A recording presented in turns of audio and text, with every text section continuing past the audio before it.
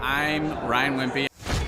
I went to a small private liberal arts college and got a degree in business, and I didn't learn anything like they're teaching here. I didn't learn linear workflows. I learned stuff that I'm not using, and I haven't been using for the last 9 years. So what they're teaching here is actually way better than what I got at business school. And I went what was actually ranked as a very good business school. The linear workflow for us and getting everything out on paper and documented is really important. Like we have workflows that are kind of all over the place, so having linear workflow and seeing that mapped out on multiple different boards is pretty awesome. That's really helpful for me. The atmosphere here is awesome. I definitely just stared at the walls figuring out how to make my facility look like this place. This place rocks. It's invigorating. The walls are super, it's just very cool. The atmosphere is cool. The people are nice. It's a pretty cool place to be. Very good learning atmosphere. I literally want to model it and steal everything that's here at this facility and basically create it just on our business side. I'm Rachel with Tip Top Canine, and we just want to give a huge thank you to Clay and Vanessa Clark. Hey guys, I'm Ryan with Tip Top Canine. Just want to say a big thank you to Thrive 15. Thank you to Make Your Life Epic. We love you guys, we appreciate you, and really just appreciate how far you've taken us. This is our old house, right? This is where we used to live 2 years ago. This is our old neighborhood. See? It's nice, right? So this is my old van and our old school marketing, and this is our old team. And by team, I mean it's me and another guy. This is our new house with our new neighborhood. This is our new van with our new marketing, and this is our new team. We went from 4 to 14, and I took this beautiful photo. We worked with several different business coaches in the past, and they were all about helping Ryan sell better and just teaching sales, which is awesome, but Ryan is a really great salesman. So we didn't need that. We needed somebody to help us get everything that was in his head out into systems, into manuals and scripts, and actually build a team. So now that we have systems in place, we've gone from 1 to 10 locations in only a year. In October 2016, we grossed 13 grand for the whole month. Right now it's 2018, the month of October. It's only the 22nd. We've already grossed a little over 50 grand for the whole month, and we still have time to go. We're just thankful for you, thankful for Thrive and your mentorship, and we're really thankful that you guys have helped us to grow a business that we run now instead of the business running us. Just thank you times 1,000. So we really just want to thank you, Clay, and thank you, Vanessa, for everything you've done, everything you've helped us with. We love you guys. 2 men, 13 multi-million-dollar businesses, 8 kids, 1 business coach radio show. It's the Thrivetime Business Coach Radio Show. Get ready to enter the Thrivetime Show. That's it. Bombs away. We started from the bottom, now we're here. We started from the bottom, and we'll show you how to get here. Started from the bottom, now we're here. We started from the bottom, now we're here. All right, Thrive Nation, welcome back to the Thrivetime Show on your radio and podcast download. And Chuck, if I can, I'd like to start off today's show by sharing with the listeners, or leaving the listeners with a notable quotable that's not positive. Chip, I want to start off today's show on sort of a downer. We'll take it down, and then Sharon can bring us back up. We'll work right back up here, because on today's show, we have the best-selling author of Rich Dad, Poor Dad on today's show, the best-selling author of the Rich Dad, Poor Dad book series on the show. And she worked with the Napoleon Hill Foundation to write a book about this topic I'm going to bring up right now. And if you are somebody who's a Judeo-Christian, then you're probably aware of, or you've heard the verse, Matthew 15:19, where it reads, "For out of the heart comes evil thoughts, murders, adulteries, fornications," wow, this is pretty light, theft, false witness, slanders. And what I have found over the years, having coached a lot of clients, is I've found that the vast majority of America is struggling with some vice and or issues. And so, Chuck, I'd like for you to copy some of the show notes from our Sex and Drugs podcast, because there are so many examples that have blown my mind over the years of people that are behaving badly and their business is struggling as a result of it. So I'll just give you just a few examples. According to the U.S. Chamber of Commerce and CBS News, 75% of employees steal. Well, you might say, okay, well, that's employees. I'm an entrepreneur. But what's crazy is I found that the same number is true when it comes to entrepreneurs. I've seen entrepreneurs that quote a client a price, and then they keep raising the price just to see how high they can raise it. They're just gouging customers. I've seen entrepreneurs not paying taxes. I've seen entrepreneurs stealing in multiple ways. You talk about here Matthew 15:19. You talk about adultery. Gosh, I have seen some serious firsthand, up close, in-person adultery. Chup, I've seen a lot of business owners who've had a very successful company. They lost it all because of making poor decisions after work or before work. According to psychologytoday.com, past statistics have shown that in the U.S., 50% of first marriages, 67% of second marriages, and 73% of third marriages end in divorce. We'll put the show notes here for you. Here's another one from the Washington Post. 78% of the men interviewed had cheated on their current partner. 5 myths. Yes! Chuck, you know what that means? What percentage cheat on their spouse? 78. That means that there is a full 2 plus 20. 22% of American men don't cheat on their spouse. Hey! Yes! 1 out of 5. All right. Give us another terrible statistic, Chuck. Well, let's see. 17% of couples are content in their partner. Which means only 70% of people even like their partner. Oh. Chuck, we've got a lot of Americans struggling with gambling addictions. That's right. A lot of Americans struggling with alcoholism. There's so many vices and problems, and so 4 to 6 million people, according to Livestrong.com, would be considered problem gamblers. Oof. People whose gambling affects their everyday lives. So what happens is that a lot of times people know what to do, they just don't do it. And if people did know what to do, then teen pregnancy would be a thing of the past. Chuck, do you remember how hilarious it was in high school when the guidance counselor would come in and give a group of high school seniors and juniors a safe sex talk? Do you want to know what's really crazy? What's that? We didn't even have any type of education in high school. They did it 1 year in 6th grade.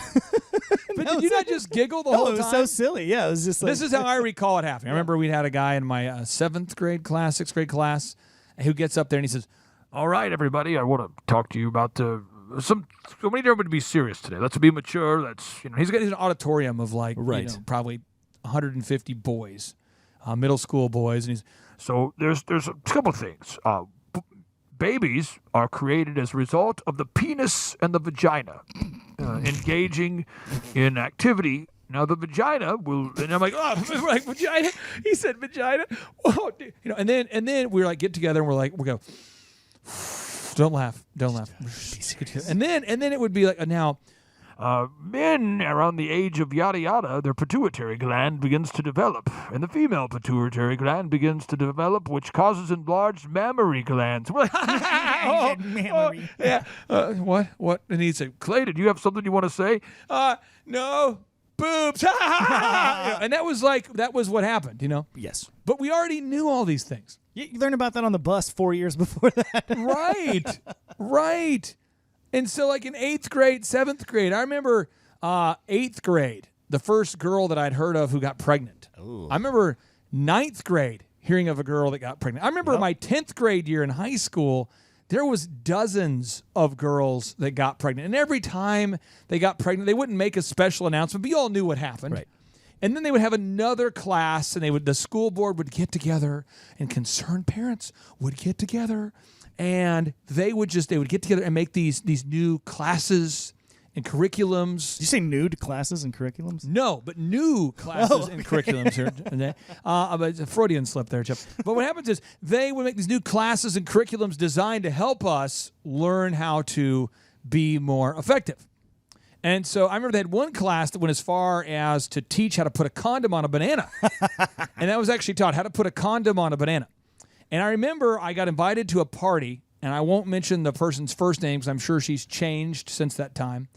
But it was a birthday party at her house. And I'm like 16 or 17. I really didn't go to a lot of parties at all my junior and senior year. I just totally chose to kind of opt out. But I went to one of the parties, And so I'm knocking on the door, and it's like and the parent is there, and the parent is obviously intoxicated. And they said, "Hey, Clay, here's the deal, man.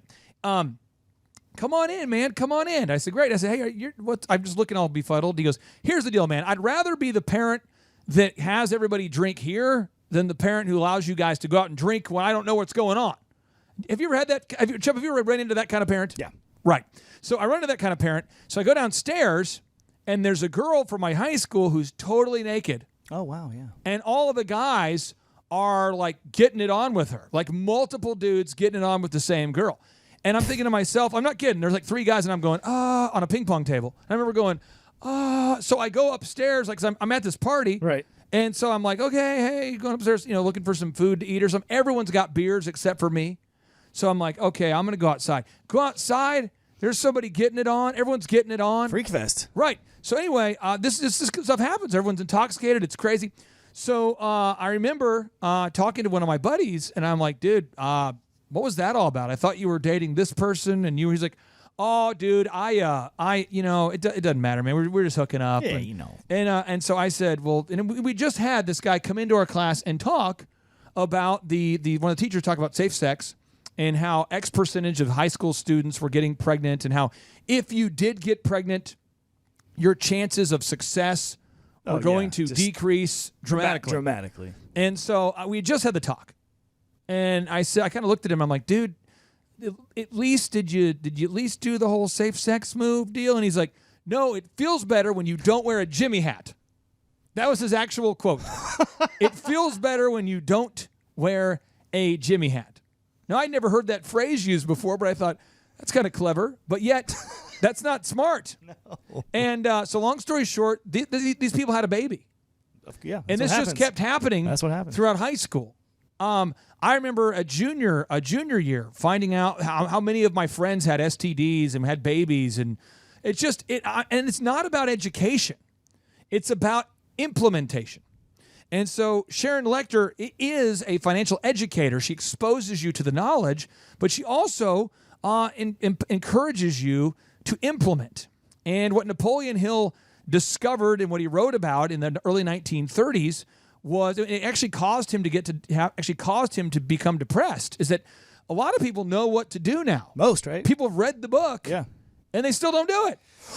And so, he discovered, like, gosh, man, I think that why people don't do. I think why a lot of people don't have success is because of their own vices. They're caving into their own worst, innermost carnal, primal desires. And so he wrote this book called Outwitting the Devil. And when he finished the book, his publisher, his wife, everyone thought the book was too crazy because it was talking about how to have conversations with yourself or the devil and say, I'm not going to do that. No, I'm not going to do it. It's about willpower. It's about self-discipline. And I really feel like this book, Outwitting the Devil, can change the life of somebody's life. I've given that book to dozens of people, and I own a copy of it that's in the man cave at all times. So Thrive Nation, without any further redo, hopefully we just had redo it once. Without any further ado, back to our exclusive interview with Sharon Lechter as she breaks down her book that she worked with the Napoleon Hill Foundation to create, Outwitting the Devil. Sharon, my son was born blind in 2007, and his name is Aubrey Napoleon Hill Clark. I named him Aubrey Napoleon Hill Clark after the late, great success author Napoleon Hill.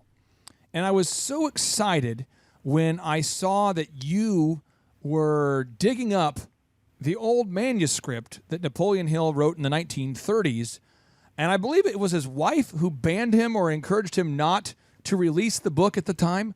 Could you share why the book Outwitting the Devil wasn't released, why it was held kind of a secret since the 1930s, and how you got involved with the publication and the freshening up of that manuscript? Well, certainly. Let me give you a little bit of background first. In 1908, Napoleon Hill was charged by Andrew Carnegie to go out and study the thesis of success, understand, and he was going to introduce them to all his rich friends. And it turned into a 25-year endeavor. And from that, in 1937, Napoleon Hill published the book Think and Grow Rich. And it was an instant success. But he was frustrated because he said, even though people know what they're supposed to do, they don't do it. And he realized that was true in his own life. And he says, here I am. I'm the custodian of this thesis of success. I mean, I've lived it, I've breathed it, and I still have my ups and downs. What's wrong with me? And he sat down out of his frustration, and in just a few short months, he wrote this book, which he kind of said was a download from above, called Outwitting the Devil. And the title scared his wife to death.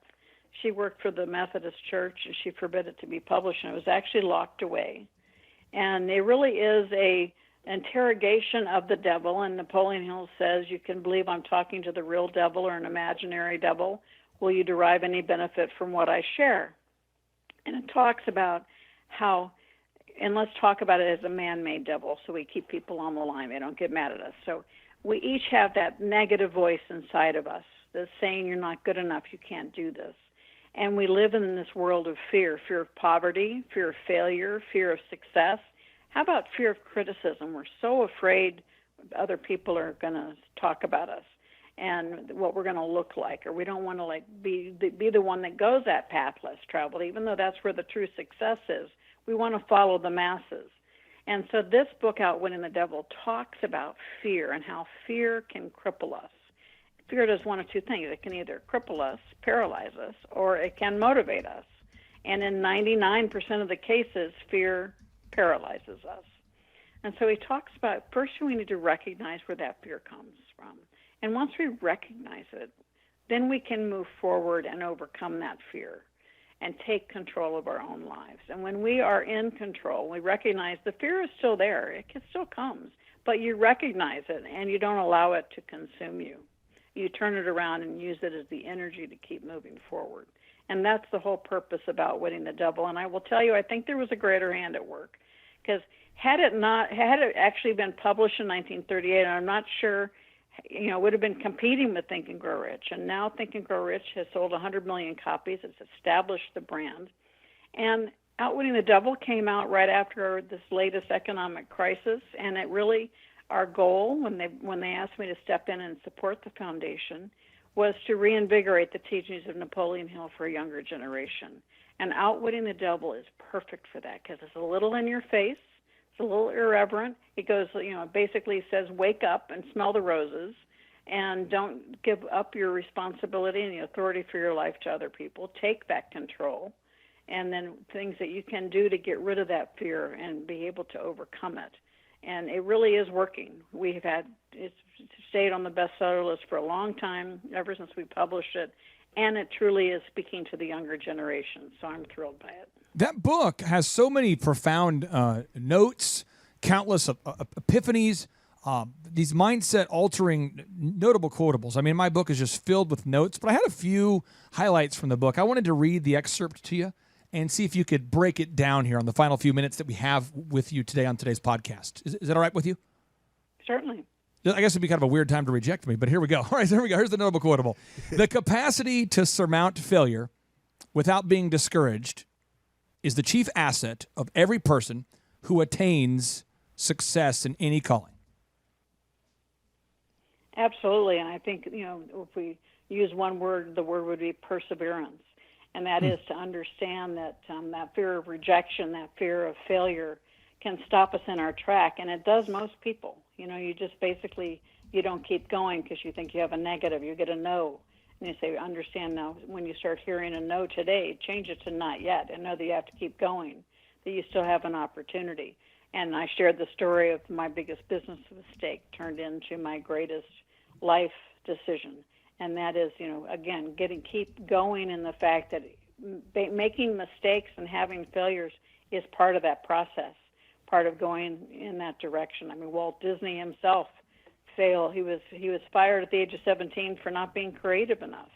His first character was stolen by MGM. Yeah. His first company, Laugh-O-Gram, went out of business. And each time he kept going because he knew he had a gift. He knew what he wanted to do. I think it was the first studio that he took Mickey Mouse to turned it down, saying women would run out of a studio with a big rat on screen. And that gave him the courage to start his own company. And so, obviously we don't need to talk about his level of success, but I don't know how many of us would have gone through that many failures and kept driving. And that's the essence of success.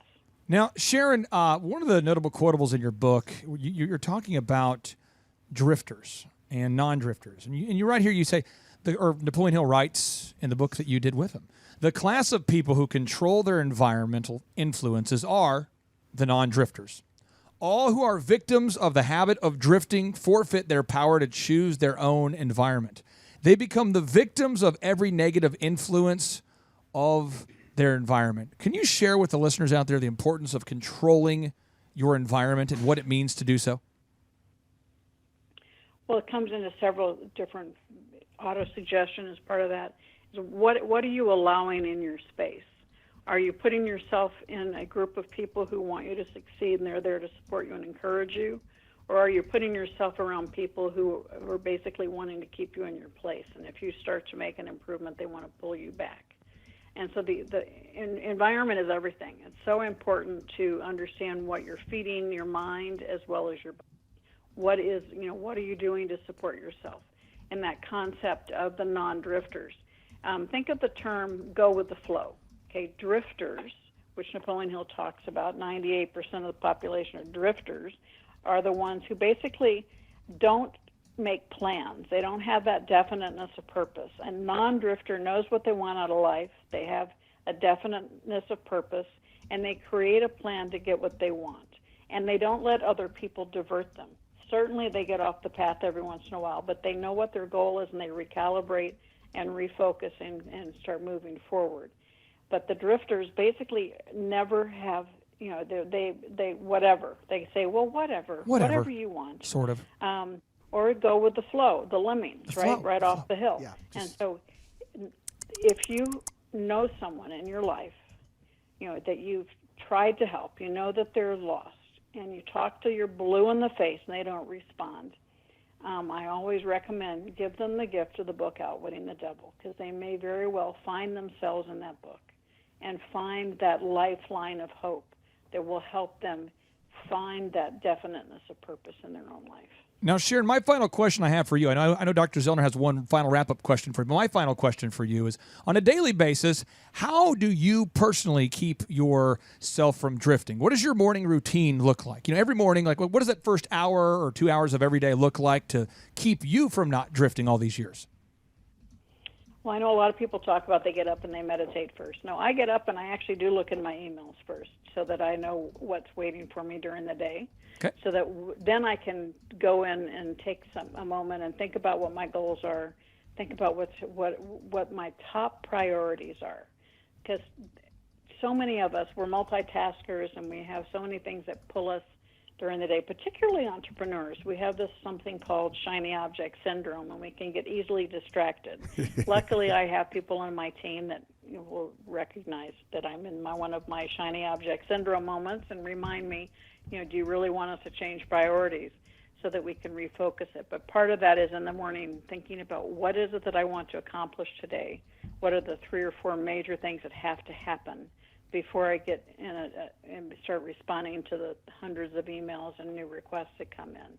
And again, those systems we talked about earlier in this hour conversation, having those systems of how people can get access to me helps me be able to focus on the things that I have deemed important that day. Having systems in your office are very, very important so that you can focus on what you need to continue driving your business forward. Dr. Z, what's the final question you have for Miss Sharon Lechter? Mrs. Lechter, I have a question for you, and that is, what is your process? I mean, you obviously have written many successful books in a relatively short time frame.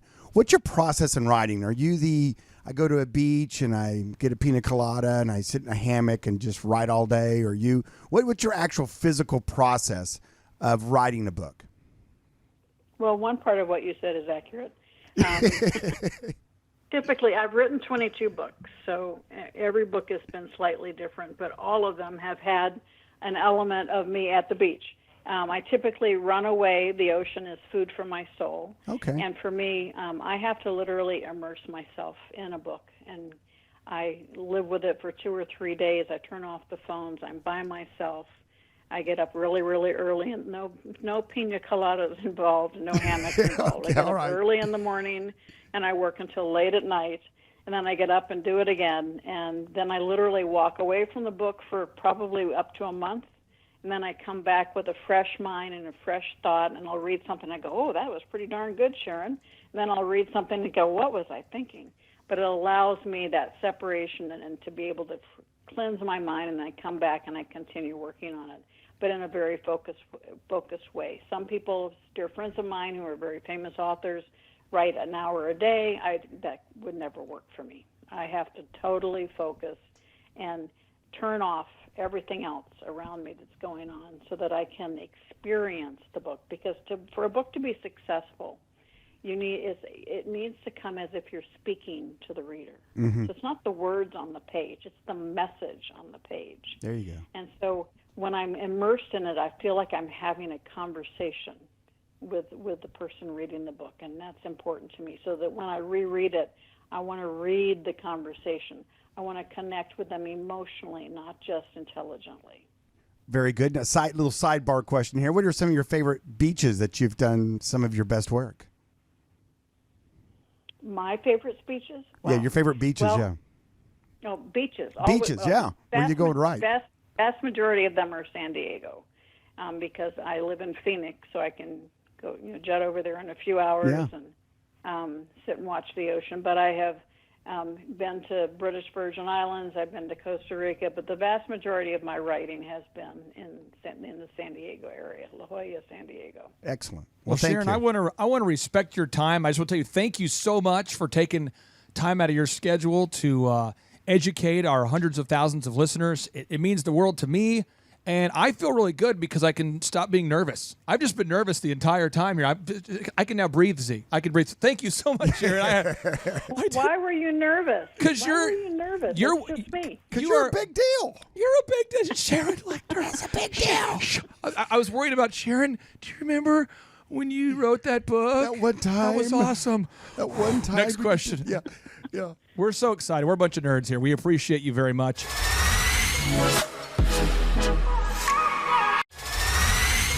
2 men, 13 multi-million-dollar businesses, 8 kids, 1 business coach radio show. It's the Thrivetime Business Coach Radio Show. Get ready to enter the Thrivetime Show. That's it. Arms away.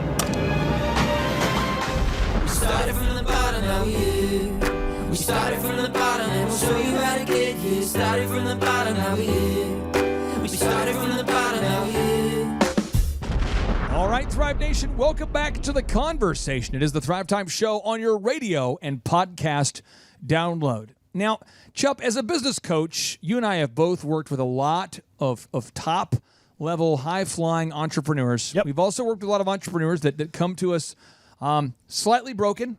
They're a little bit down, and we've helped repair them and help them get into a level of success. Stitches and Band-Aids and things, yeah. But one of the things people always want to talk about is marketing and branding and sales. But people never want to talk about accounting and bookkeeping. They want to talk about the holy triumvirate: marketing, branding, sales. They love that. So exciting, sexy. Feelings and visions and New deals and growth and build-outs. But no one ever wants to talk about financials. They always want to delegate that. But yet, every single successful entrepreneur I've ever met really has a fundamental grasp of the financial aspects of the business. And so on today's show, we're interviewing a certified public accountant. Check. We're interviewing a New York Times best-selling author. Check. We're interviewing the CEO of the Rich Dad, Poor Dad organization. Check. We're interviewing somebody who worked with Robert Kiyosaki to write the 14 books of the Rich Dad, Poor Dad series. Check. We're talking about the lady who took his idea, which was on a piece of paper, to make a board game, Robert Kiyosaki's idea to make a board game, and turned it into a book empire. Check. We're talking about a lady who was asked by the National CPA Financial Literacy Commission to serve as their national spokesperson. Oh, by the way, this is the same council that served both President Bush and President Obama. Check. This is a lady who has a team of over 5,000 people who help her with her various entrepreneurial projects. 5,000. That's a lot. Check. Ladies and gentlemen, we have a person here who's written Napoleon Hill's, she helped recraft Napoleon Hill's book, Outwitting the Devil. You see, Napoleon Hill wrote a book, the manuscript for Outwitting the Devil, in the 1930s. But when the best-selling self-help author of all time went to release it, his wife told him not to because she thought it was too controversial. And so years later, Sharon Lechter revived the manuscript and helped her release Outwitting the Devil. Check. She also helped to write Think and Grow Rich for Women. Check. She also helped to release the Napoleon Hill book, 3 Feet from Gold. Check. Ladies and gentlemen, our next guest is bona fide.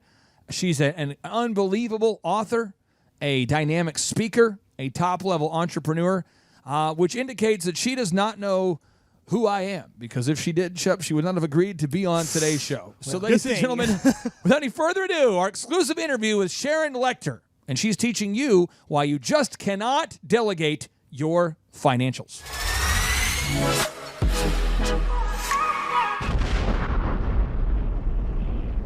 Now, as far as the financials, look at the numbers.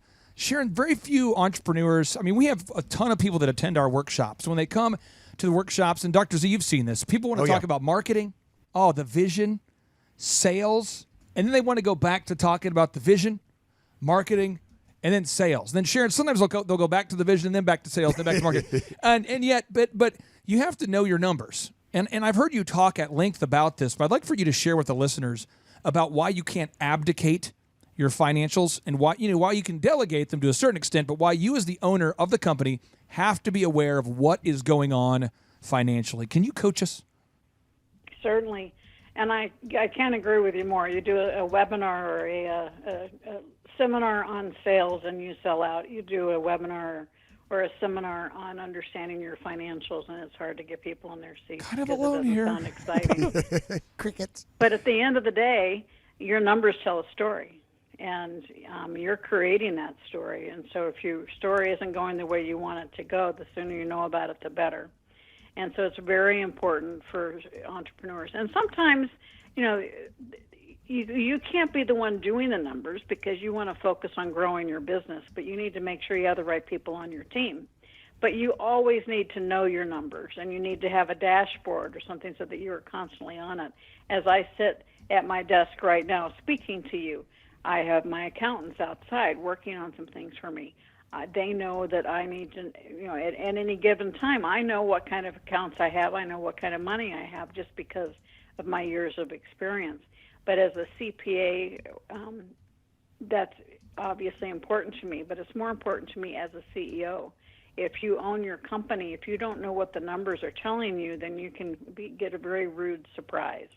And it's very important for people to understand the importance of understanding the income statement, which is telling you over a period of time how you're doing it, and then also to understand your balance sheet, which tells you basically like a snapshot of the day and time, showing you what your assets and liabilities are, and how those two play together are very important. Sharon, I see, it's painful for me to see it. And as a coach, and I write for Forbes, and so I have a certain platform, but you have one of the biggest platforms in the world. So I'd like for you to maybe give the tough lesson to the entrepreneurs out there listening who are saying, yeah, I know accounting. I know I need to know my balance sheet. And I know I need to know the income statement. But I don't because my accountant handles that. Could you give us the tough love for somebody out there who is refusing to know their numbers? Because I'm sure you've met people like this before. Well, they know the stat of the number of businesses fail in the first 3 years. And the primary reason they fail is the lack of capital, lack of funding, and lack of financial management. And what happens is, those entrepreneurs that fall into that category, Clay, are the ones who put their head in the sand. And they think that if they just drive faster and they make more sales, everything's going to be okay. The issue is unless you understand the whole picture and you understand what your margins are, understand what the bottom line is, you can't really grow your business. And, people that are losing a nickel on something say, if I can just sell more of them, I'll be okay. No, you're just going to lose that much more money.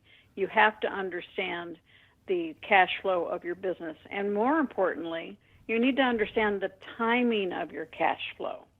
And so it's not just understanding that you're selling a lot, but you need to understand when that money's coming in and when you have to spend money in order to make the product. So let's say you sell $1 million worth of product. Well, you have to have that product in your inventory, or you have to have the money to build it so that you can collect $1 million. And so you probably need a lot of that cash up front.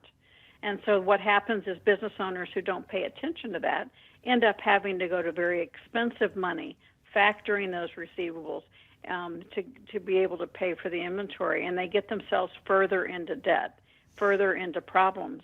And instead of feeling good about being successful, that success costs them their business because they have not paid attention to the numbers, to the cash flow, and the timing of that cash flow. You know, our show, we're all about teaching listeners specific action steps they can take. And so I want to take a second to brag on a listener that's actually doing this properly. But Aaron, who I mentioned earlier with Shaw Homes, one of the things that gives them an unfair advantage over their competition is that they know the costs of the materials. So like when the cost of plywood went up drastically recently, Sharon, they know that. And so they were able to quote the clients accurately, and they don't get to the end of when you finish the home, you close on the home, the new buyer moves into the home.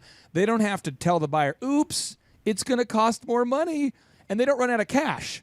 So I'd like for you to put on a little mini seminar here about what we need to know about cash flow, because Shaw Homes knows cash flow. They know their expenses. That's why they can quote people a price and honor it. But their competition, I mean, if you go online and read the Google reviews, there are so many reviews by customers complaining about the bait and switch move. And I don't think people are, the other builders are dishonest as much as they just don't know their numbers. Can you talk to us about cash flow and just kind of cash flow 101? What do we all need to know? Well, Aaron's business is a perfect example of the timing of cash flow that I just mentioned, because you don't build a house overnight. And so they have to have the financing to get that house done, knowing that the payoff is in the future. And when that payoff comes in, hopefully it's going to have not only pay off their expenses, but give them the profit on top of it. And those expenses include all those materials you're talking about, but even more so, the labor of all the people on their team. And so just as when I talk about cash flow, I want to take a minute about materials. So we talk about just-in-time ordering. So when they're building that house, they can't put plumbing in until they have to have the plumbing in before they can pour the concrete over it. Those things have to come in. There's a stage in which you have things done. You can't have the roofers waiting to put the roof on when it's not ready for them. And so each stage of process of building a home has to be timed appropriately so that you have the minimum cost of labor for the people and the technicians doing their job. And that has to be perfectly timed. And so that takes talent. That takes people who know what they're doing. But it also underlying takes that expert and that individual understanding what every minute of that costs them. So when they have a delay or they have products the lumber isn't there, they have a week delay in lumber, they have to recalculate and find out what that's going to cost them to make sure they're always working to their budget, to make sure they have the profit that they're expecting at the end of the day. We talk about remodels as the homeowner, all right? You always say it's always going to take another, several months past what they promise. It's a guarantee, and it's going to cost you more than what you originally commit to because you're going to have surprises. And that's something that can be very painful, but that's those unexpected things. Every business has unexpected things. The issue is the sooner you find out about them, the sooner you can plan and recover. And that's all about cash flow. And cash flow comes from the moment you start your business, one of the things that can kill you is that you think you have sales, and the sales are there, but you don't have, it's going to take you 60 to 90 days to collect on those sales. Well, you have to have the cash to be able to build the product, as I said earlier. Well, what happens when all of a sudden you're hugely successful and you have a huge order that comes in and you don't have the ability to respond to that order, your business can crumble. And that's why it's so important to always have a pulse on your cash flow, not just your income and expenses, but also the cash flow, which is the timing of that. That's why when Fortune 500 companies, they do an income statement, a balance sheet, and a cash flow statement so that you can see what's happening within the business, because the assets could go up because they've got outdated inventory. You know that when you start looking at the cash flow statements. Now, one of the things that you have created that was powerful for me as a young whippersnapper, Sharon, the year would be 1999, I believe. So this is maybe what, because you wrote the book in 95, is that correct? You and Robert came out with the book in 95? Well, we published it in April of 97. 97, okay, so the year's 1999. Dr. Zellner can vouch for me here. I dressed like Eminem. I had no idea what I was doing. Sharon, I went on to build the largest wedding entertainment company in the country called DJConnection.com. And we did 4,000 events per year at the peak before I sold it. But I'm there working in a call center. And I'm reading this book, the Rich Dad, Poor Dad book. And at some point, you're talking about this cash flow quadrant concept. And I'm not sure how refined it was at that point. It was probably 2001 when I really started paying attention to the book and really understanding it. So it's 2001, so I might have even read Cash Flow Quadrant. But you talked about there's this quadrant, and you said to me directly, like it was yesterday, you said, Clay, you start off as an employee, step one. I'm going, oh, that's good, that's good. Step two, you become self-employed. You own your job. And I'm going, yeah, that's awesome. Step three, you own a business where other people work at the business. It creates jobs for others and time freedom for you. And then step four, you become an investor. And I realized I am an employee, and I can't afford to become self-employed yet. I now must get 3 jobs. So I worked at Target, Applebee's, and DirecTV. My wife worked at Office Depot and Oral Roberts University. I turned off my air conditioning, Miss Sharon. You caused me to turn off my air conditioning. It is your fault and your credit. So it was very hot in Oklahoma in June and July. We had no air conditioning. It was hot, and I'm reinvesting in myself. But I didn't quit my day job until I could afford to become self-employed. Can you walk us through those 4 steps about being an employee and when it's time to make the jump to become self-employed and what it looks like to become a business owner? Just walk us through your cash flow quadrant. Well, the cash flow quadrant, if you imagine just across the top left corner is E for employee, the bottom left is S for self-employed. And so that left side of the quadrant, that's what school teaches us. That's how we are taught. And that's exchanging your time for money as an employee or a self-employed individual, or even a small business owner who really owns a job, not a business. The right side of the quadrant, the top right corner, is B for business. And that's where you have systems, you have other people working for you. And the real test of whether you're an S or a B. As a B, you own a business. If you walked away and came back in 6 months, it would still be operating. It's not dependent on you being there. So you totally own an asset, and that asset is the business, and the business is being run by systems and people. And then you have investor as the bottom right, and the investor is where your money is working for you, whether you're invested in real estate or in the stock market or in IRAs, whatever that is, that's your money working for you. So your personal business is your personal financial statement. When you put money into your asset column, they're like employees working for you. Those are your investments. And you want every wealthy person in the world has one thing in common. They own investments. They own assets, and those assets work for them. So on the right side of the quadrant, school doesn't teach us how to be business owners. School doesn't teach us how to be investors. We learn that through the real-world education or through the world of hard knocks. And so as I sit here today on this phone call, I live in all 4 quadrants. The vast majority of my income comes as an investor and a business owner.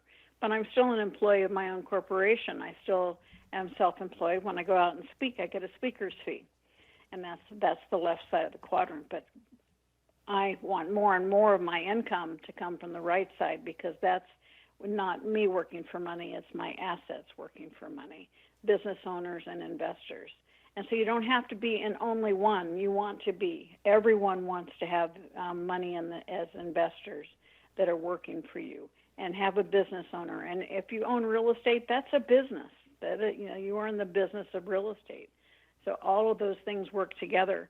And your ability to earn money on the left side as an employee or a self-employed person is finite. You only have so many hours, so many days in a week. However, on the right side, as a business owner and as an investor, your ability to make money is infinite. I think a lot of people get stuck there in that self-employed area where their ability to earn is limited. It is finite. They get stuck there. Why do people get stuck there, Sharon? How can you've helped people get unstuck in that area? What's that doom loop where people are stuck in that self-employed area? Well, I think a lot of times you start getting so busy working in your business, you forget to work on your business. People feel like they have to do everything on their own. They don't bring in the talent to help them grow their business. I mean, in order to be able to go from a small business to a big business, you have to have systems. And when you do everything yourself, it's going to be hard to grow, and nobody's going to ever be doing it exactly the way you want to. But if you create the systems, obviously we can think of the most perfect example, McDonald's everywhere. The owner is not there. It's run by teenagers, and it's done that because the systems are so ironclad that all that somebody has to do is follow the systems. And that's the ideal of going from a small business to a big business. A big business has systems, and you manage the systems, not necessarily the people. And you have people working for you, your systems are working for you, other people's money. And that's what really gets you out of a small business to a large business.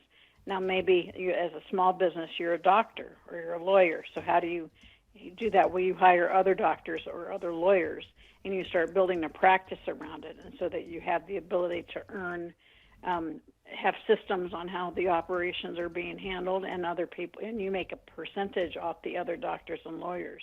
You're taking the overhead and your ability to grow and leverage. In order to, you might have a very successful small business, but a successful small business can only scale and therefore be sustainable if it has systems. I feel like the systems involve checklists, processes, workflows, and Sharon, there are things that they're so boring. I mean, they're not vision. They're not sales. They're not marketing. I mean, the systems thing, I'm kind of a sick freak in that I actually enjoy making systems because I like the result, and I think I also just like the process of making systems. But I think a lot of people get stuck in that rat race, and they're not even looking for a way out.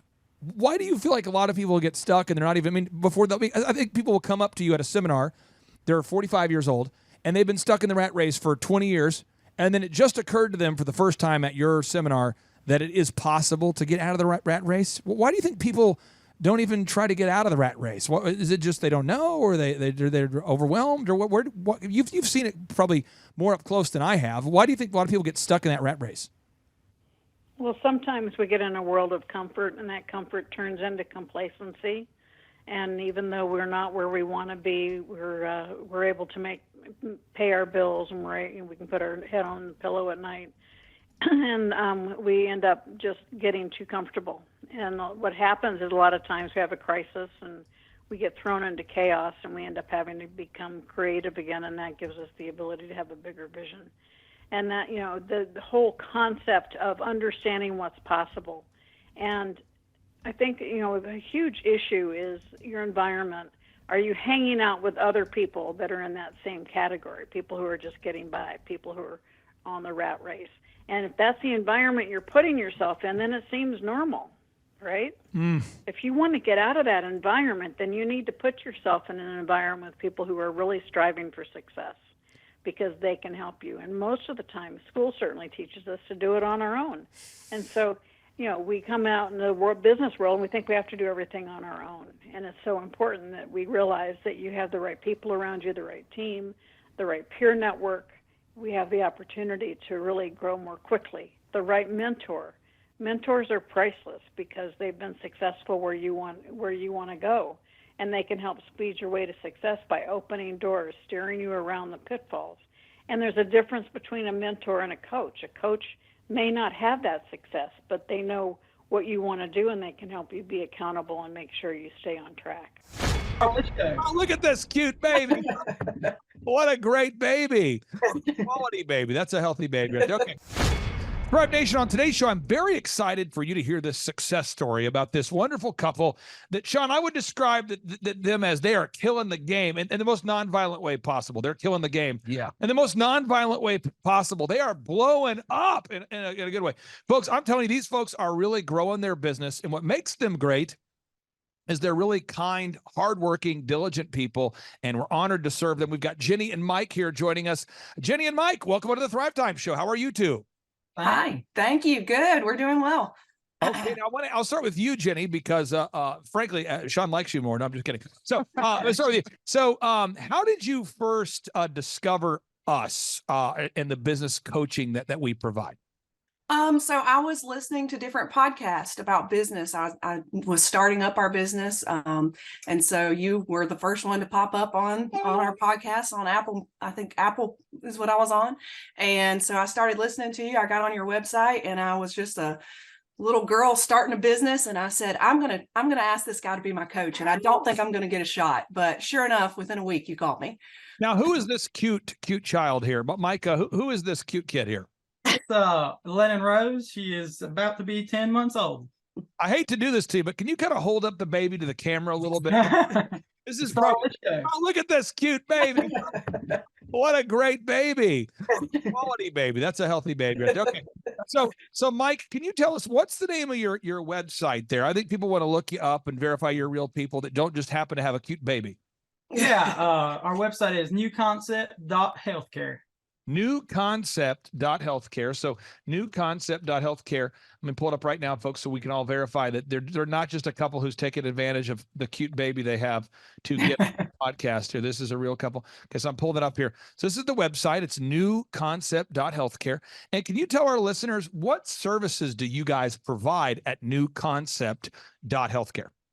So we offer more functional medicine. So we offer IV therapies. We offer hormone replacement therapies. We also do acute care. We do pretty much everything, but we're very much alternative. So we believe in medical freedom, and that's what we offer. And you guys, you reached out. Do you remember that initial consultation there? Do you remember, Mike, that initial consultation? Do you remember what that was like? Yeah, it was actually pretty overwhelming that we were starting this business with absolutely nothing, and we had the opportunity to work with Thrivetime Show. Well, you know, the one thing I always try to do is, you know, my father, great guy, may he rest in peace. He worked his tail off like so many people do, and there was no real economic result that was achieved from it. There wasn't any, you know, he had the college degree. He's working 2 jobs. I remember he's late 30s. He's working at Domino's, delivering pizzas, working at Quick Trip. He worked at furniture stores. And I always try to look at every new client we have as though I'm talking to my dad, you know, because like, what would my dad, you know, what could he have learned at the age of 37 that could have changed the financial trajectory of his life? You know, and I try to look at it that way. And so you guys, I paired you up with Sean. You've been working with Sean, I believe, Sean, since October of 2020. Is that correct, Sean? I think that's when they started their business. It wasn't until about April of 2021 when we actually got going. So April of 2021.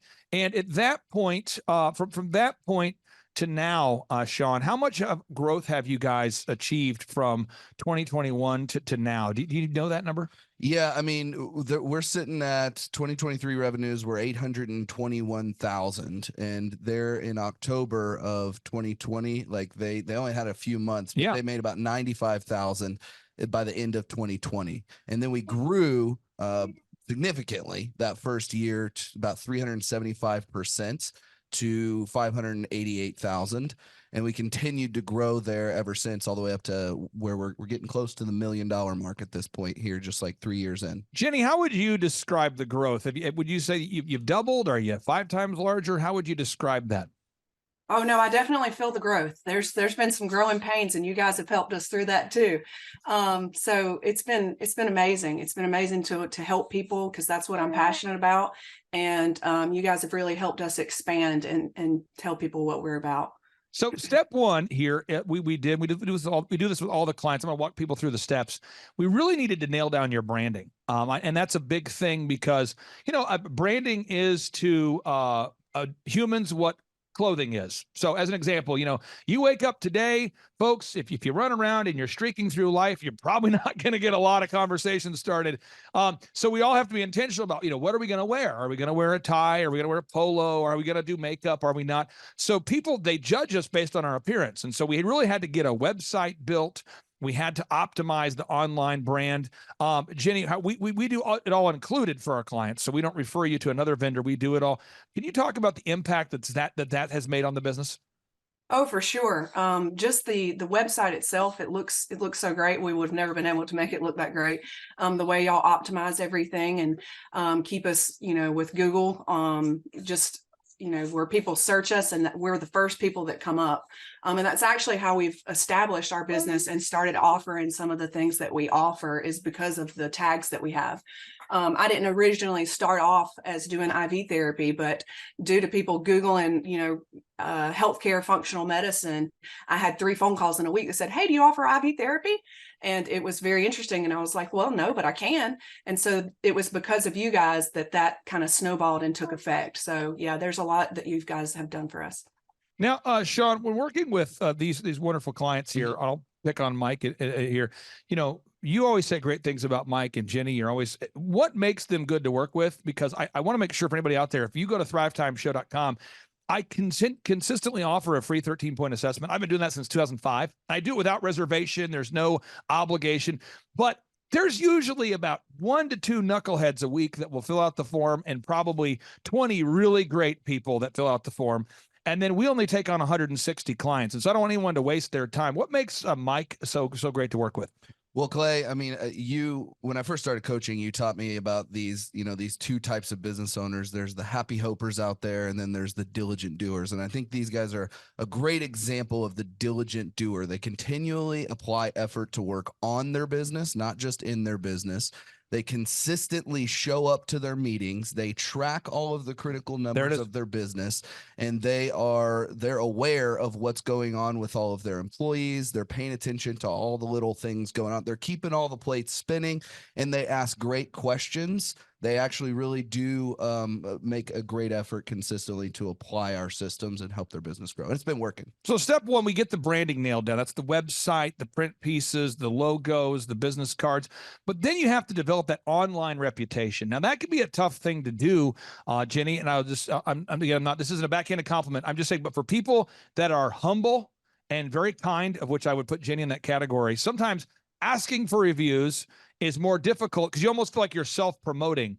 I've never had this conversation with you, but has that been difficult for you to ask people to give you video reviews and Google reviews after you provided the service, or was that easy for you to do? It's not easy. It still isn't easy. Okay. It is. It's difficult because you feel like you're begging for something, even though you did the right thing. Yeah. So it's difficult for me. It's just my personality type, but we get it done anyways. I'll find this for the diligent, kind customers we work with. It's very difficult sometimes to ask for those objective reviews from real customers. And I find that from my clients I've worked with that are sort of like self-described barbarians. I had a guy years ago I worked with. I won't mention his name or his industry, but I'll just say he's obsessed with physical fitness. And he told me, he says, "I'm kind of a business barbarian. You tell me what to do and I will slay the dragons." And I'm like, okay, you need to get Google reviews from everybody you've ever, worked with. And he's like, "Oh, I'm on it." And this guy's just shamelessly calling through his phone and just lighting people up going, "Give me a review. Come on, give me a review. Why will you not give me?" I'm like, go ahead, dial it down a little bit. So again, you guys are humble, diligent doers. You're the ideal person here. So I appreciate you sharing that. The next thing we had to do is we had to create a no-brainer. Now, a no-brainer is an offer so good, so amazing that people simply cannot say no to it. Now, I won't mention the name of the company, but I worked years ago, and I still work with this company. They're a medical company. They're doing well now.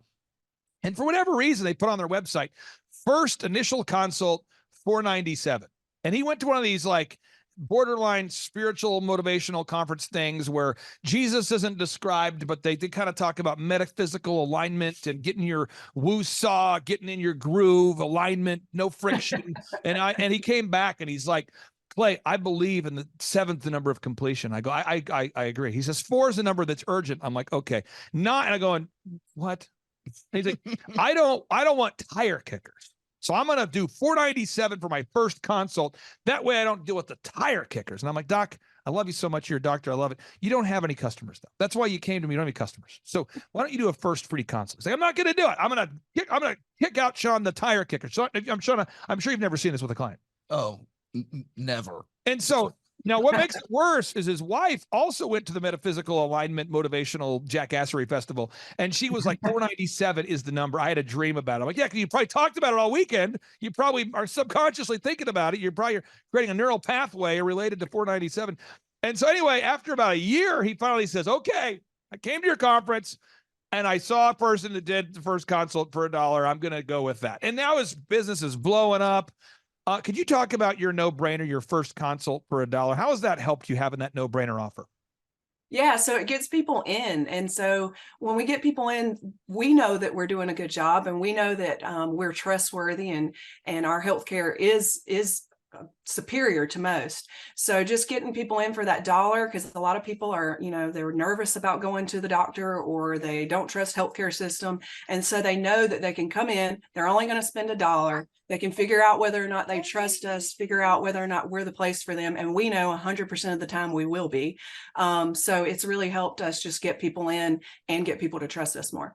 Now, once somebody fills out the form, folks, again, there's a linear pathway here. I'm trying to give you a visual here. So you establish your revenue goals. You figure out your numbers to break even. You figure out how many hours a week you're willing to work. Even though you have a cute baby, you got to figure out how you're going to get it done. Step number 4 is you define your unique value proposition. What makes you unique? That's something you and Sean have worked on together. You improve your branding.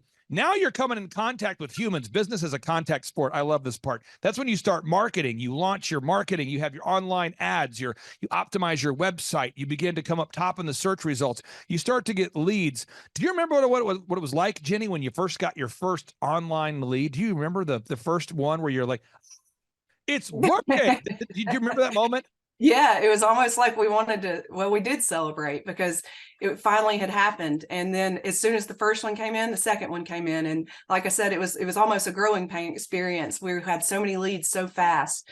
So it was great. And we still celebrate every lead that we get. Now, Mike, the next step is you have to make sales scripts. We recommend to every client that the calls are recorded for quality assurance. You have a sales script. The calls are recorded for quality assurance. You have a one sheet that tracks your pricing. You have pre-written emails. You begin tracking. Sean's always bragging about you guys with tracking. Mike, how has it helped to have tracking in place where you can see, how does that help you? Well, it's really a good benefit, because, at the end of the week, what your income was, what your leads was. So wherever we're lacking in, we can quickly adjust and make that adjustment to make it work for the next week. Now, if you don't have tracking, folks, this is a true story. It's kind of a sad story, so I'll speak in generality, Sean. I talked to a guy the other day. This is a terrible story. Longtime client, and he got motivated. He set up a trade show. He didn't tell me he's doing that. It's fine. You don't have to tell me, but he set up a trade show. I think he was going to try to surprise me with the fruit of the trade show. So he set up the trade show, and he gets on the call. His energy's kind of off, and I'm like, "Are you okay?" "Yeah, dude, fine." What's wrong?" I don't know. I'm like, your lead sheet, we're getting, 10 to 15 leads a week. It's very consistent. Revenue looks good. He's like, "Yeah, I'm in a tight spot." "Well, you're in a tight spot. Why are you in a tight spot?" He says, "I did a trade show." "You did a trade show?" "Yeah, I got roped into 4. I did a thing where you get the billboard, you get the trade show, you get the magazine ad. And I did the trade show, and we got no leads. And I go, "What kind of trade show did you do?" And he says, "Well, I went to the whatever trade show." And Sean, what I find is that there's the emotional excitement about being on the billboard, being on the magazine cover, and he got called by one of these kind of scam. I call it a scamockery or jackassery. Yeah. They call you and they go, boop, boop, boop, boop. "Hey, is this Sean?" Yeah, this is Sean. "Sean, yeah, we noticed that you have an incredible healthcare company, and we want to honor you by giving you the yada yada of the region award. It's the yada yada. It's a regional, it's a prestigious award. We'd like to meet with you. Can we meet with you?" Yeah. So now I meet here. Now, Sean, again, we're on the phone, but I still like the phone voice here. So now Sean, so because we're so honored, we're inviting you to a plated dinner to honor your honoredness, your greatness, your humbleness. And it's going to be $1,000 a plate, for you and your wife. And did you want 4 seats or 8? Because most people do 8.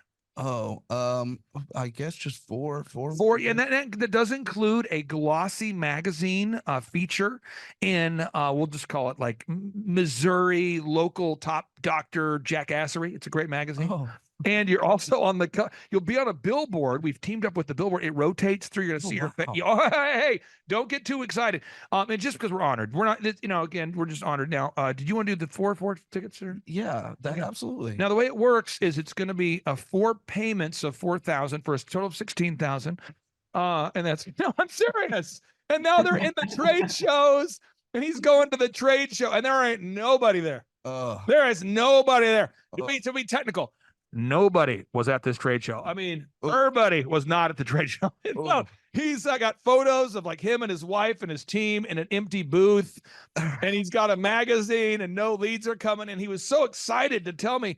I'm sure you've never encountered this sort of thing, Virginia. Have you, Jenny, have you ever seen a situation where that sort of shamockery advertising has been entered into your world in some capacity? I've been there. I've been exactly what you're talking about. And I've set up everything and paid employees. And I felt like I was nothing more than a free pin show. The only people that were there were people looking for free pins. Oh, I know. And it feels terrible. And then you kind of have to sell it to yourself all day. But guys, we're getting our name out there. Sean, can you pass the megaphone back there? Right behind you.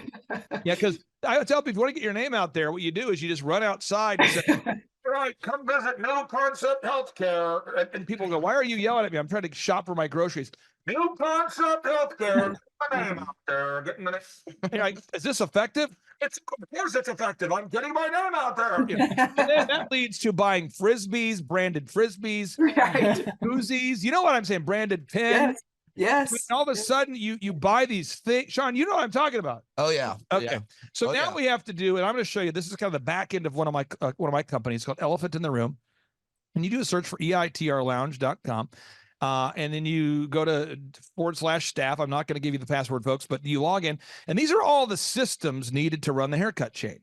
Now, one thing I thought was very interesting is Truth Social, President Trump's social media platform. The other day, they were disclosing, Newsweek was disclosing the revenue of it.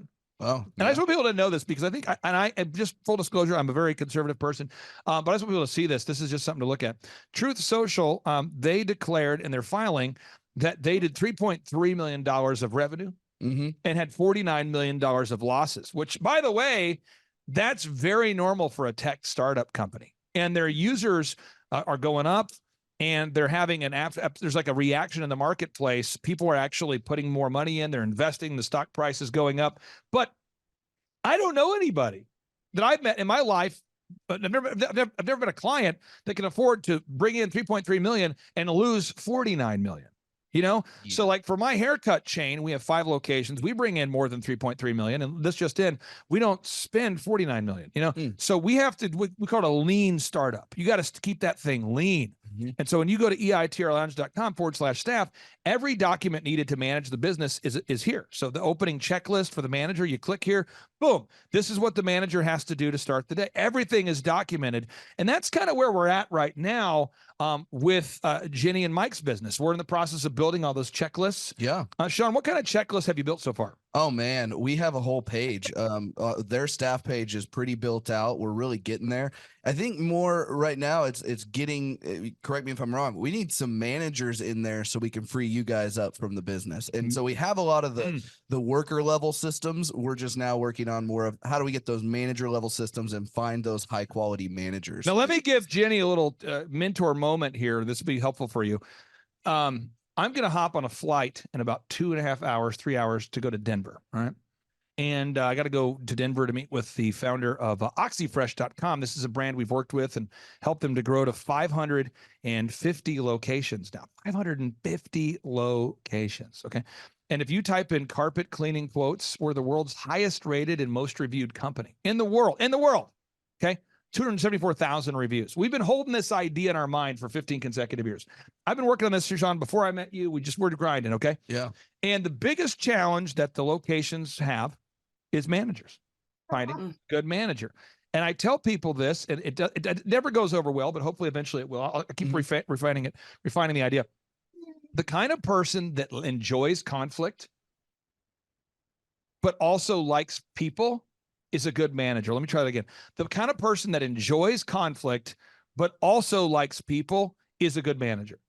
And I have found it's not so much trainable as it's findable. So as an example, where we're getting ready to head out to Denver, Sean, you know my personality type, and you know that I have to pack all this stuff to get ready to go. You saw my suitcase out there? Yep. How many times do you think I've followed up with the people involved in the trip so far before leaving? Oh man, it's probably on your to-do list, and you've checked it off like probably at least 5 times today, I would think. And what kind of things do you think I might have put on my checklist to travel to Denver? First off, just making sure that the timing is working, making sure that you have all the stuff that you need, making sure that you have double of the stuff that you need in case something gets broken, making sure that the people who are there know you're coming and when you're going to be there and keep going. Expect from what do you think I'm checking a bag? Oh yeah, you're probably not checking a bag. There it it would is. get lost. All right. No. And you think I'm catching a flight a lot earlier than I need to be there? Way earlier. Yeah, if I'm having a meeting tomorrow, which I am, I'm leaving today at 12:30. Yeah. So this is, but that's the sort of paranoia that makes management possible. So I have literally called. I said, all right, I'm getting on the 12:30 flight. We're meeting tomorrow. I should be in by like 4 o'clock Denver time. Our meeting's tomorrow. If that flight gets delayed and the next one gets delayed and the next one, I'll still be there. I've got backup phone chargers. I have a rule. Everybody going with me. You cannot check a bag. I want to check a bag. Can't check a bag. Why? Because it could get lost. This is real. I'm not. I am completely paranoid, and that is the paranoia is what makes the businesses run. Yeah. Yeah. And I ask my staff every day, guys, elephant in the room. Did you guys get a review? And they say, well, yeah, we got a review. You asked me 10 minutes ago. Okay, well, I'll talk to you in 4 minutes. You hear me say that? I'll say, I'll talk to you in 5 minutes. Yeah. And I'll do it. And it's a follow-up because I have to make sure that the checklists are being followed, the reviews are being followed. We're a licensed business. People don't know that. Hair care, you're licensed by the state. So we have certain cleanliness standards. We could have random people from the state show up. So we got checklists. And I follow up, and it doesn't bother me to follow up with the same adult who's in their 40s 6 times within a 50-minute span of time. It doesn't bother me. But most people, that bothers them. Yeah. And so have you found that, Jenny, that a lot of people don't like to follow up? Have you found that, or is that just something unique to me? I found that they don't like to follow up. No, people don't like to follow up. It's almost like an awkward communication thing that people try to avoid. Yeah. And it's not necessarily that you're being mean or any type of way, but I feel like that's probably the way that we feel when we continuously follow up, like we're having to step on people's toes, but really we're not. We're just getting the job done. My done. mentorship moment for you is it's probably the same feeling you have when you ask for reviews. Yeah. It's probably the same. So, and I'm just saying, and if you, Mike, did you ever play football or a sport of some kind? Yeah, I used to play soccer. Okay, soccer. So like when what position did you play? Goalkeeper. Goalkeeper. Okay. So this is a great example. I didn't know you were a goalkeeper, but when you're a goalkeeper and someone's kicking that ball at you fast, I mean, just the ball's coming in there. I mean, people can really kick a soccer ball fast. Yeah. There are certain people that want to be a goalkeeper, but they kind of avoid the ball. They try to hide from it. They flinch. You know what I'm talking about? But you actually would lunge into it. Am I correct? Right. I mean, you're aggressive, right? I mean, you're like, for some reason you enjoyed it. Yeah. Right? I enjoyed getting 100 miles an hour fastball. Did you ever see somebody who tried to be a goalie? I'm not looking for a name here, but somebody who would kind of hide from the ball. Yeah. This is the same thing for management. Like as a manager, you have to sort of seek out conflict, but like people. So I'll say things like, okay, hey, it's 8 o'clock. I need to make sure you put out the flags in front of the elephant in the room store today, Mr. Manager. Put out the flags that draw the attention by the road. Put out the flags. And I'm going to call you in 10 minutes to follow up. Call them in 10 minutes. Are the flags up? Can you send me a picture? They're like, do you not trust me? Absolutely not. I trust nobody. Go ahead and send him. And then I'll call him back 30 minutes later. Hey, did you get Google reviews? Yeah, we got one Google review. You know, the quote is 10. Yeah, I'll call you back in 2 minutes. You know, call him back. Hey, did you get a review? It's been 2 minutes. I know. Oh, hey, I'll tell you what. I'll call you back in an hour. And my whole day is just following up. And then over time, the culture happens where people go, he's going to follow up. And now the people that like the follow-up like to work there, and it's become a great thing. And that's where we're kind of at right now, I think, is we're getting into the follow-up phase. Do you have call recording in place there, Mike? Do you have the call recording for quality assurance installed yet? Yes, we do. And are you learning some things? Yes. it is very hard to train people on recording scripts. Yeah. Okay, that's something we got to do. Now we're just going through the workflow. And then the wowing the customers. What Sean is saying is that your patients are consistently wowed. Now, I don't know if that's because Sean is your hype man or if that's a real thing, but it seems like people are actually wowing. They're being wowed right now. People, when they come in, this is, if you look at the workflow, they buy something right here, we have to wow them. You've got to create that wow moment. And again, if you want to download this diagram, folks, just go to thrivetimeshow.com/millionaire, thrivetimeshow.com/millionaire. You can download it from my newest book called A Millionaire's Guide to Becoming Sustainably Rich. You got to create that wow moment. I mean, amidst the checklists and the tracking, at some point here, you've got to create a moment that wows people where they go, wow. So I'm trying to get everybody's creative juices flowing here. So if you have a restaurant, I work with a restaurant in Florida right now, a great restaurant. They say, welcome in. Is it your first time? They say, yeah, it's my first time. Oh, well, hey, you get free appetizers on us today and 1 free adult beverage. Welcome in. And that every time it's that, wow. And then when you come back later and ask for a review or, hey, what entree do you want? Guess what? People become generous with how they buy. Another example, I work with an auto auction. The auto auction says your first time that you buy from the auto auction, you only have to pay $1 more than the actual cost of the vehicle just to wow people, to get that going. I happen to work with a carpet cleaning business. And what they do is they say, hey, the first time we clean your carpet, we'll beat any competitor's price and it will be at least half off of our normal price. And they go, okay, great. You got to have that wow moment. What are you guys doing, Jenny, to wow your customers there? Well, there are things that we do. We will oftentimes like give samples of certain things because we know they work. We have a lot of supplement sales that we do.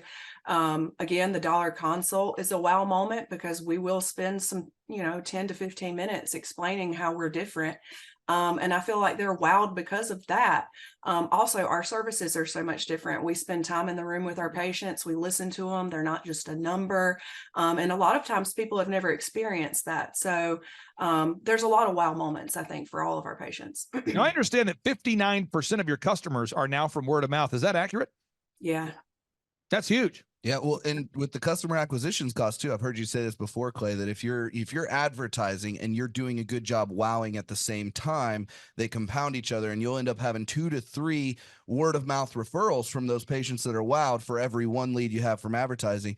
We measured and tracked that they had this last year, for every $1 they spent on advertising, they were able to bring back in $4.61. So that's a 461% return on their marketing investment. It's incredible stuff. And the great news is, as we build these systems, if you guys ever wanted to franchise or license or open up multiple locations, if done properly, you should be able to scale it. It should be very repeatable, very duplicatable. Other things you guys have done, you've implemented a database to keep track of your customers. You're gathering objective video reviews. You guys are really checking all the boxes. I'd like for you, if you can, Jenny, here, to give a word of encouragement for any of our listeners out there that are a little bit on the fence right now and they're going, I have thought about scheduling a free consultation, but I don't know. I hear it's $1,700 a month, and can you maybe explain your thoughts, what you would say to anybody who's a friend of yours or family that asks you about the value about the business consulting? Oh, well, I would say that the $1,700 a month is an excuse not to have someone to mentor you. It's kind of like being in a gym when you need a trainer. We're not always perfect, and business owning is not easy, and you need a mentor.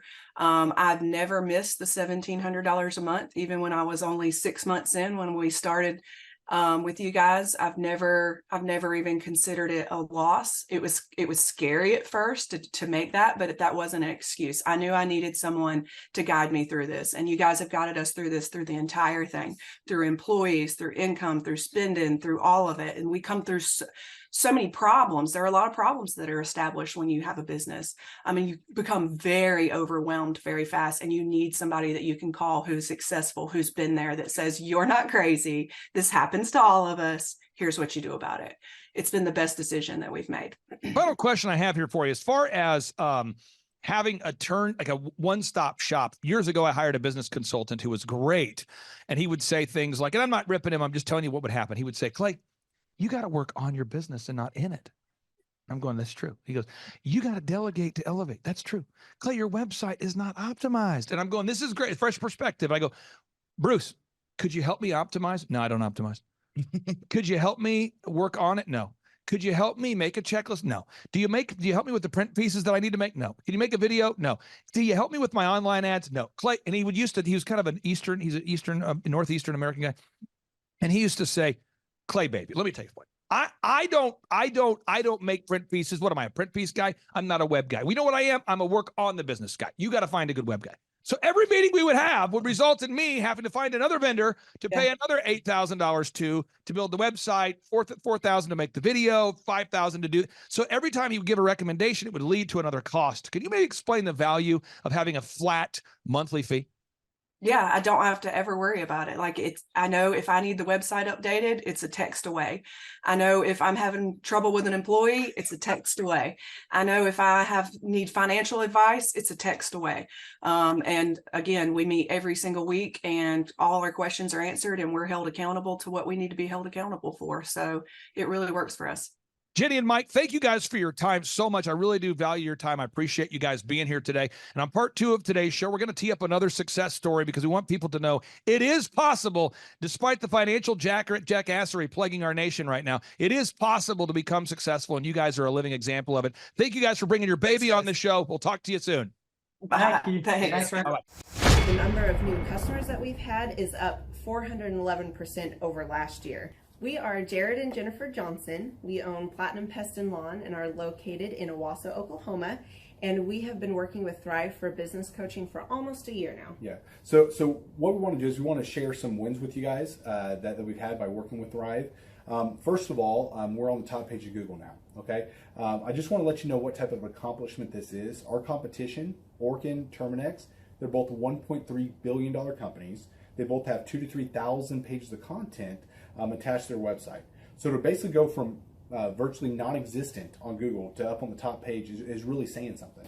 But that's come by being diligent to the systems that Thrive has, by being consistent and diligent on doing podcasts and staying on top of those podcasts to really help with getting up on with their listing and ranking there with Google. And also we've been trying to get Google reviews, asking our customers for reviews.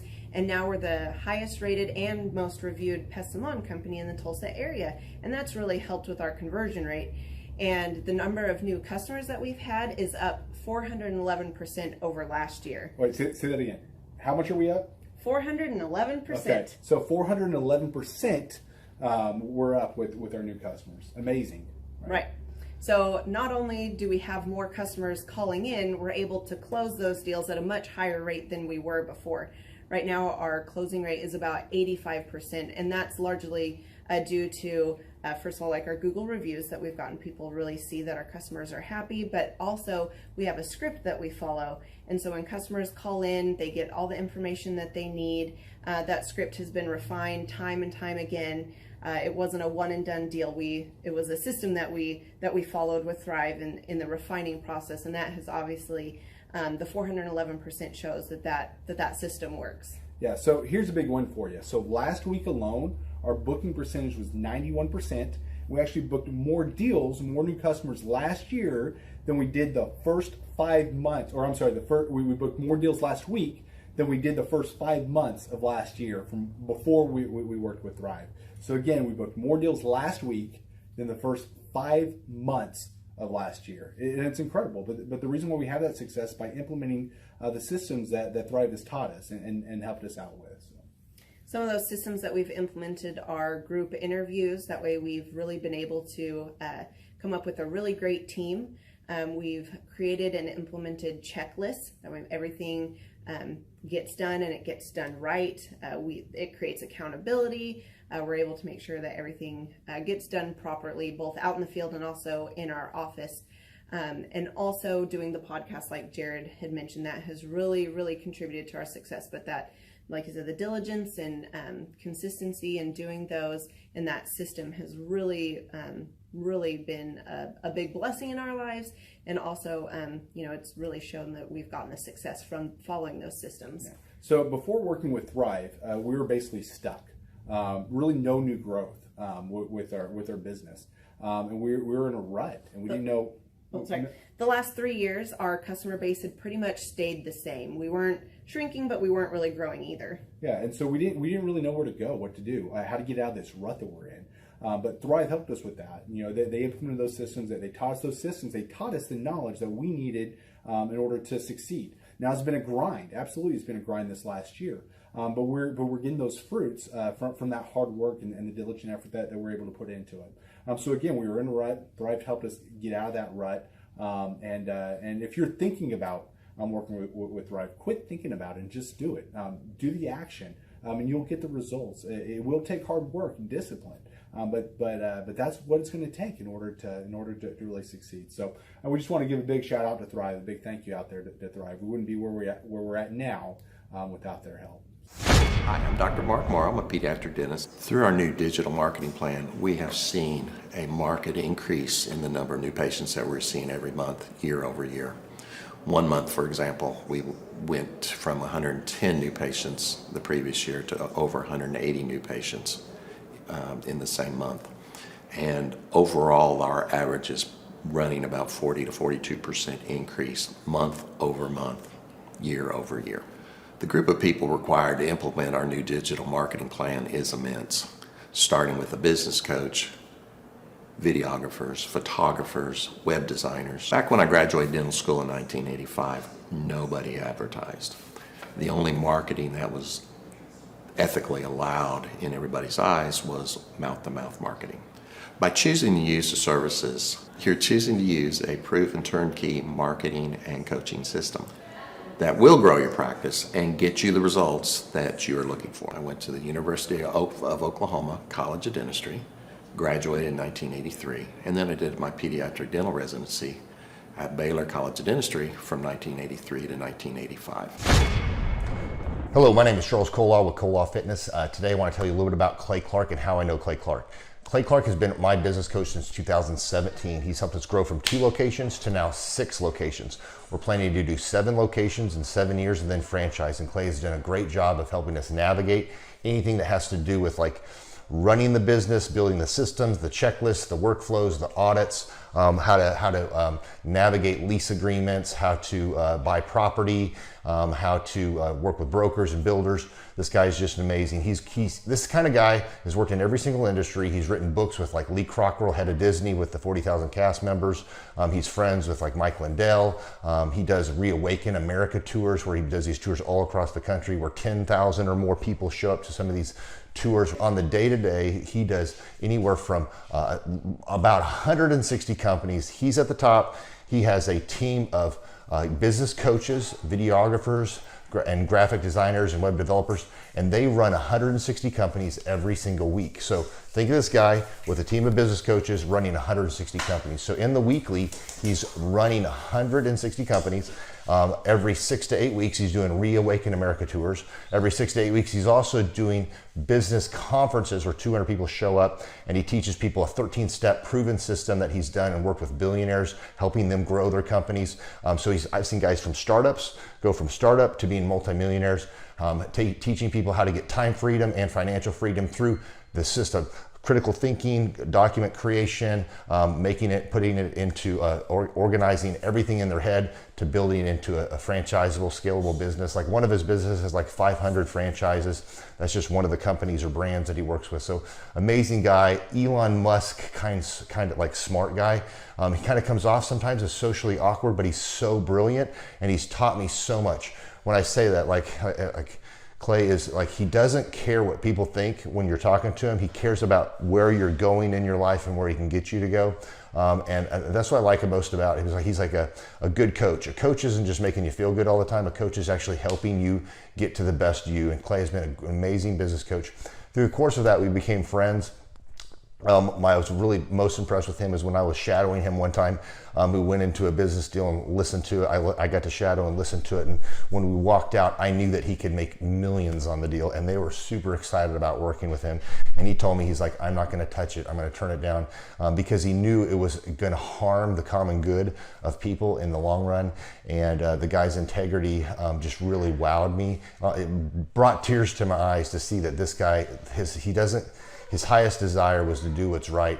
And anyways, just an amazing man. So anyways, impacted me a lot. He's helped navigate anytime I've got nervous or worried about how to run the company or navigating competition and an economy that's like, I remember we got closed down for 3 months. He helped us navigate on how to stay open, how to get back open, how to just survive through all the COVID shutdowns, lockdowns. I'm Rachel with Tip Top Canine, and we just want to give a huge thank you to Clay and Vanessa Clark. Hey guys, I'm Ryan with Tip Top Canine. Just want to say a big thank you to Thrive 15. Thank you to Make Your Life Epic. We love you guys, we appreciate you, and really just appreciate how far you've taken us.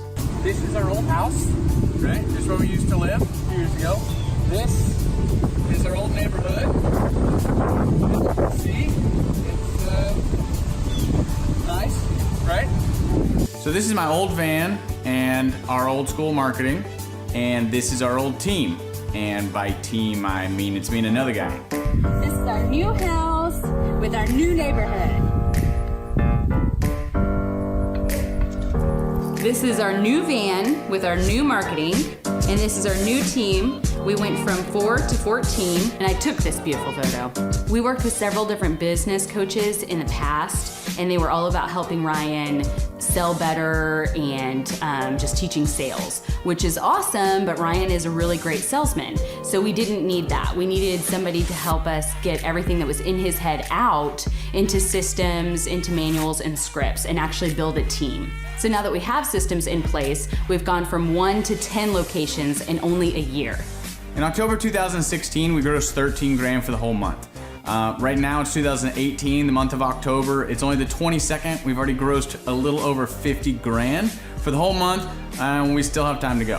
We're just thankful for you, thankful for Thrive and your mentorship, and we're really thankful that you guys have helped us to grow a business that we run now instead of the business running us. Just thank you times 1,000. The Thrivetime Show 2-day interactive business workshops are the highest and most reviewed business workshops on the planet. You can learn the proven 13-point business systems that Dr. Zellner and I have used over and over to start and grow successful companies. I mean, we get into the specific steps on what you need to do to optimize your website. We're going to teach you how to fix your conversion rate. We're going to teach you how to do a social media marketing campaign that works. How do you raise capital? How do you get a small business loan? We teach you everything you need to know here during a 2-day, 15-hour workshop. It's all here for you. You work every day in your business, but for 2 days you can escape and work on your business and build these proven systems so now you can have a successful company that will produce both the time freedom and the financial freedom that you deserve. You're going to leave energized, motivated, but you're also going to leave empowered. The reason why I've built these workshops is because as an entrepreneur, I always wish that I had this. And because there wasn't anything like this, I would go to these motivational seminars, no money down, real estate, Ponzi scheme, get motivated seminars, and they would never teach me anything. It was like you went there and you paid for the big chocolate Easter bunny, but inside of it, it was a hollow nothingness. And I wanted the knowledge, and they're like, oh, but we'll teach you the knowledge after our next workshop. And the great thing is we have nothing to upsell. At every workshop, we teach you what you need to know. There's no one in the back of the room trying to sell you some next big get-rich-quick, walk-on-hot-coals product. It's literally, we teach you the brass tacks, the specific stuff that you need to know to learn how to start and grow a business. And I encourage you to not believe what I'm saying, and I want you to Google the Z66 auto auction. I want you to Google elephant in the room. Look at Robert Zellner and Associates. Look them up and say, are they successful because they're geniuses, or are they successful because they have a proven system?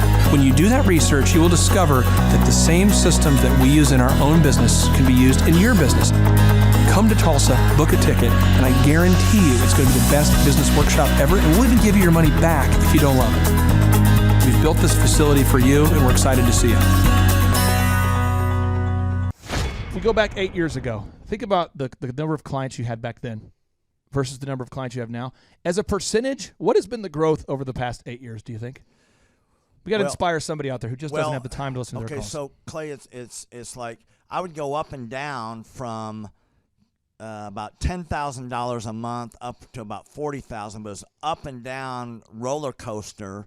And so now we've got it to where we're in excess of 100 clients. That's awesome. And so I would have anywhere from 5 clients to 20 clients on my own with networking, but I had no control over it. I didn't, without the systems, you're going to be victimized by your own business. For somebody out there who struggles with math, if you, let's say that your average number of clients was 30 and you go to 100, as a percentage, what is that?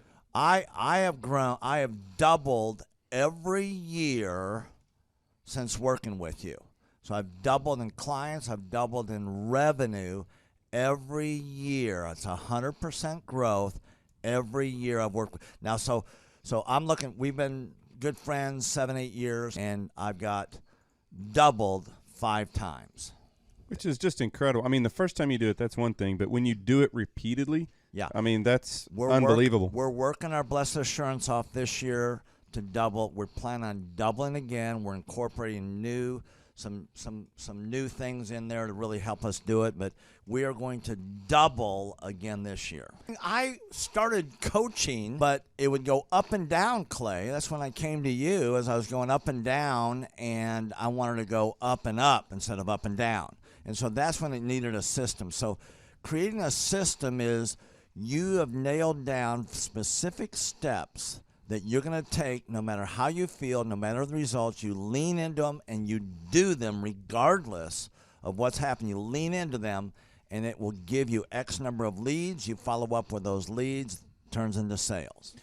Well, I tell you, it's if you don't have a script and you don't have a system, then every day is a whole new creation. You're creating a lot of energy just to figure out what are you going to do. Right. And the best executives, Peter Drucker is a father of modern management. He said the most effective executives make one decision a year. What you do is you make a decision, what is your system, and then you work like the Dickens to make sure you follow that system. And so that's really what it's all about. So with a script here, we have a brand new gal that just came in working for us. She nailed down the script, and she's been nailing down appointments. Usually we try to get one appointment for every 100 calls. We make 200 to 300 calls a day per rep. Right. And she's been nailing down 5 and 8 appointments a day. Somebody out there is having a hard time. That script. So she's making how many calls a day? She's making between 200 and 300 calls a day. Whoa. And our relationship is weird in that we do. If someone were to buy an Apple computer today, yeah, and or let's say you bought a personal computer, a PC, the computer is made by, let's say, Dell, but then the software in the computer would be Microsoft, let's say, or Adobe or whatever that is. So I basically make the systems. And you're like the computer, and I'm like the software. It's kind of how I would describe our relationship. Yeah. Tim, I want to ask you this. You and I reconnected. I think it was in the year 2000 and what was it? Maybe 2010. Is that right? 2011, maybe, or no, maybe further down the road. Maybe 2013. 2012. Okay, so 2012, and at that time I was 5 years removed from the DJ business, and you were how many years removed from tax and accounting software? It was about 10, 11 years. We met, how did we re-meet? What was the first interaction? There was some interaction where you and I first connected. I just remember that somehow you and I went to Hideaway Pizza. But do you remember when we first reconnected? Yeah. Well, we had that speaking thing that... there it was. So it was Victory Christian Center. I was speaking there. My name is Robert Redmond. I actually first met Clay almost 3 years ago to the day. I don't know if he remembers it or not, but I wasn't working with him at the time. I asked to see him and just ask him some questions to help, direct my life, to get some mentorship. But I've been working with Clay for now just over a year. The role I play here is a business coach, business consultant. I work with different businesses, implementing best practice processes and systems that I have learned here by working with Clay. And the experience working here has, to put it real plainly, has been just life-changing. I have not only learned new things and have gained new knowledge, but I have gained a whole new mindset that I believe wherever I end up will serve me well throughout the rest of my life. Since working with Clay, I have learned so much. I mean, I would like to say almost everything about business in terms of the different categories. I haven't learned it all. But I've learned all about marketing. I've learned about advertising. I've learned about branding. I've learned how to create a sales process for organizations in any industry. I've learned how to sell. I've learned how to create repeatable systems and processes and hold people accountable. You know, how to hire people. It's almost like every aspect of a business you can learn. I have learned a lot in those different categories. And then, again, the mindset that I've gained here has been huge. You know, working here, you can't be a mediocre person. You are a call to a higher standard of excellence. And then as you're called to that standard here, you begin to see those outcomes in every area of your life. That standard of excellence that you want to implement no matter what you're involved in. I would like to describe the other people that work with Clay are people that are going somewhere with their life. Marshall in the group interview talks about how you know, the best fits for this organization are the people that are goal-oriented. So they're on their own trajectory, and we're on our own trajectory. And the best fits are those people where there can be a mutually beneficial relationship, that as we pursue our goals and we help the business pursue those goals, the business helps us pursue our goals as well. And so I'd say people that are driven, people that want to make something of their lives, people that are goal-oriented, they're focused, and they're committed to overcoming any adversity that may come their way. Clay's passion for helping business owners grow their businesses it's unique in that I don't know if there's anyone else that can be as passionate. You know, whenever a business starts working with Clay, it's almost as like Clay is running that business in the sense that he has something at stake. You know, he's just serving them. They're one of his clients, but it's as if he is actively involved in the business. Whenever they have a win, he's posting it all over his social media. He's shouting it across the room here at Thrive.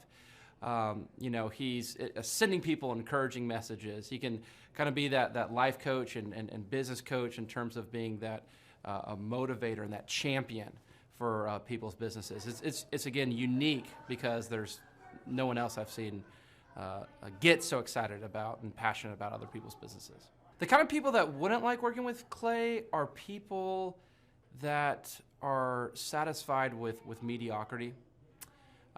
People that want to get through life by just doing enough, by just getting by. People who are not looking to develop themselves, people who are not coachable, people who think that they know it all and they're unwilling to change.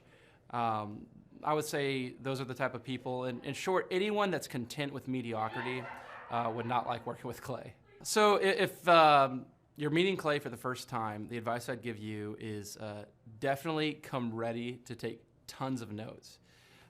Every time Clay speaks, he it gives you a wealth of knowledge that you don't want to miss. I remember the first time that I met Clay, I literally carried a notebook with me all around. I was looking at this notebook the other day, actually. I carried a notebook with me all around, and I just took tons of notes. I filled the entire notebook in about 3 or 4 months, just from being around Clay, following him, and learning from him. And then I would say, come coachable. Be open to learning something new. Be open to challenging yourself.